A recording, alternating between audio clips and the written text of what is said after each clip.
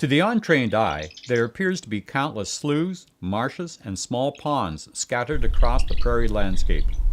But this appearance is very deceiving. Wetlands in this part of Canada have been reduced by as much as 70 to 90% in just the past 40 years. Mostly they've been drained and plowed under to grow crops. But this practice is also contributing to serious ecological and social impacts throughout watersheds. Wetlands are invaluable to the maintenance of healthy water supplies upon which all life on Earth depends. So what needs to be done to ensure that they are adequately protected and restored?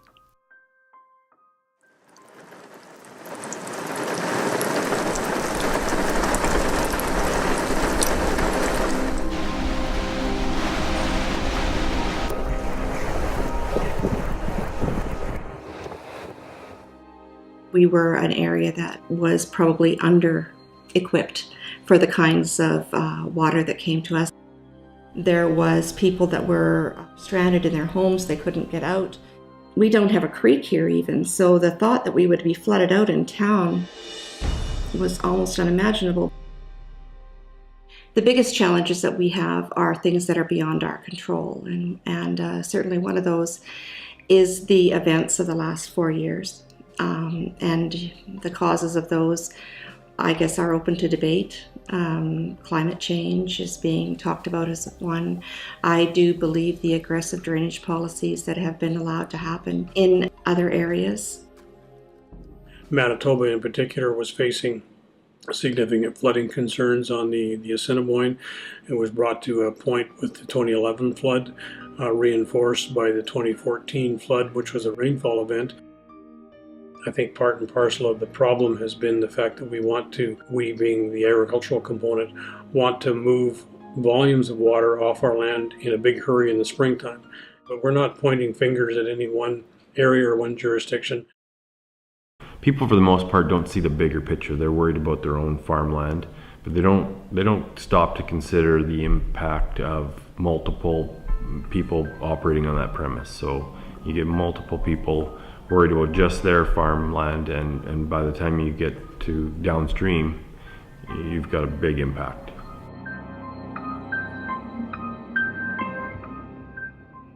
We've lost a substantial amount of wetlands in this province, but even throughout the world.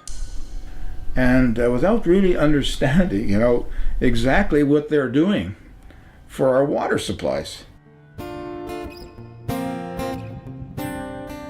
Landowners are kind of long-term minded people, and they're looking down the road, so any improvement that they can make to their farm base this year will pay off in subsequent years. So there's a strong motivation and strong market indications or forces that are telling them to act in a certain way.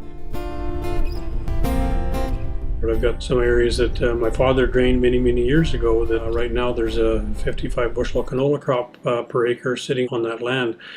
And right next door to it is a pothole or a wetland that we've chosen to leave there, and it just doesn't generate any income. So it's economics. The value of farmland has escalated, and when you buy a quarter section, there's 160 potential acres there. The drive is very real to produce as much as you can off those 160 acres. The revenue that's left on an acre at the end of the year is getting smaller and smaller. So that's what makes a farmer need more acres. Much like the rest of agriculture, we've seen technology advance in leaps and bounds with regards to drainage. There was a time when you went out and eyeballed the situation as best you could, and you went out with a 1.5 yard scraper, and you very patiently dug a ditch, and eventually some of the water moved off the land. Now we've got everything from LiDAR to laser technology to computer simulations to essentially automated ditch diggers that do that job for us. We've got various machinery companies that sell software packages to their customers along with the tractor and the scraper to do the job. It's so much easier now to do that type of work and do it much more effectively that's in large part why it has progressed. As with most things, progress is not always in everybody's best interest. Take a look at what the floods of 2011 and 2014 cost society and what they continue to cost society. As you drive down the roads in southwestern Manitoba and look at the number of bridges that have been replaced, for example, look at the number of sections of highway that have had to be replaced, the number of culverts and so on. About $20 million we think probably would be the cost for this two-border area. We're seeing more and more of our tax expenditures going to infrastructure repairs and things. Alberta, Saskatchewan, and Manitoba have recognized the need to toughen drainage regulations and to enhance protection for existing wetlands. But until these regulations are in place and properly enforced, the pressure to drain wetlands will continue. Increasing the fines may deter some people, but I think some of the farms are large enough now that they would see that as a cost of doing business. The really good thing about the regulatory structure that is being put in place in both Manitoba and Saskatchewan is that there is a component there of no net loss, indicating that we will do our best to facilitate drainage when it makes sense, but will also require producers to make sure that they've got a one-for-one trade-off in terms of creating wetlands at the same time. But the policy that many conservation groups would like to see instead is no net loss of wetland benefits, which wouldn't necessarily be a 1-to-1 ratio. I think we need both incentives and fines. So you've got some incentive to pick up the people that are willing to do the right thing, but the fines are there to try to catch some of the people that don't see the benefit of trying to be good stewards of the land. There are many farmers out there that would be happy to hold water if they were adequately reimbursed. And I think that people that live in urban areas have got to realize that they share this problem with us and they're not insulated from it. So if they expect farmers to take arable farmland and have it hold water, there has to be some kind of process that pays them for that. Keeping the wetlands benefits society, and why should a farmer carry all that on his financial back? If there's a need to compensate the agricultural community for helping to protect water supplies, then that's fair. We've got to find a way to store that water on the landscape and slow down the release. That leads to the issue of both wetlands preservation and wetlands reconstruction. Providing some monetary return to producers for initiating those projects on their land is one more piece of the puzzle, one of the tools that will help us move forward. So what are some of the ecological services provided by wetlands that could be the basis for some form of incentive or payment? The wetlands kind of act as the kidneys of the water system. Slowing the water down on the landscape and allowing it to re-assimilate back into the vegetation is a really simple and straightforward way of cleaning our water. We're losing a lot of natural ability to clean and filter the water that runs off of landscapes.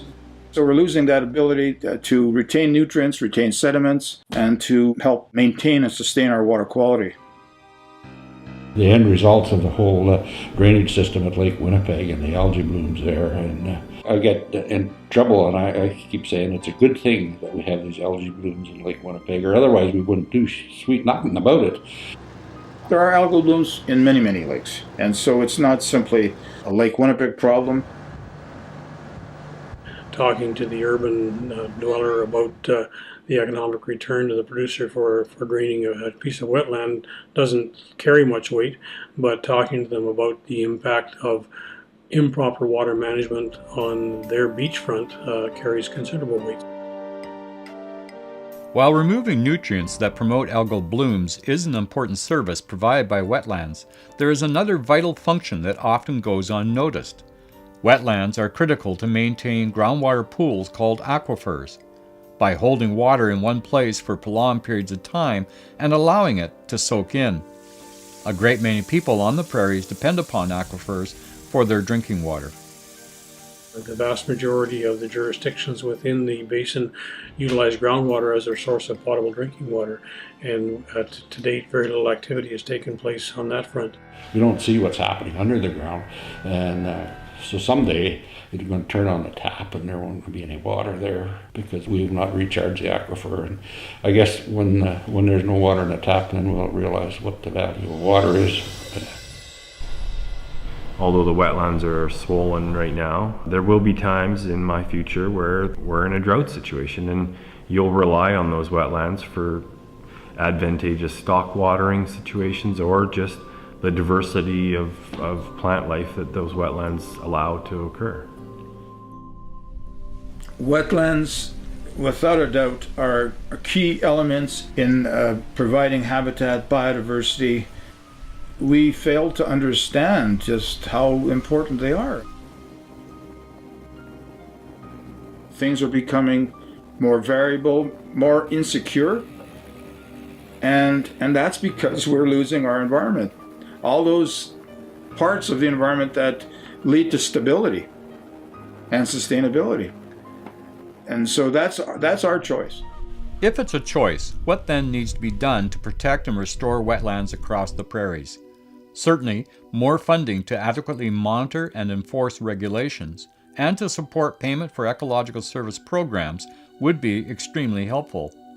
But fundamentally, a shift in thinking is needed. Wetlands should not be thought of as wastelands, nor can water and drainage be managed solely on a local basis. A broader, more holistic approach is needed, an approach that is called integrated water resources management. It is thinking like a watershed. Well, again, there aren't any easy answers to a very complicated issue, but what needs to happen is to begin the dialogue. Far better to engage people in discussion about the broader concept of water management across the basin and move towards looking at drainage as a component of that water management. It's a very intricate system, this wonderful prairie pothole region.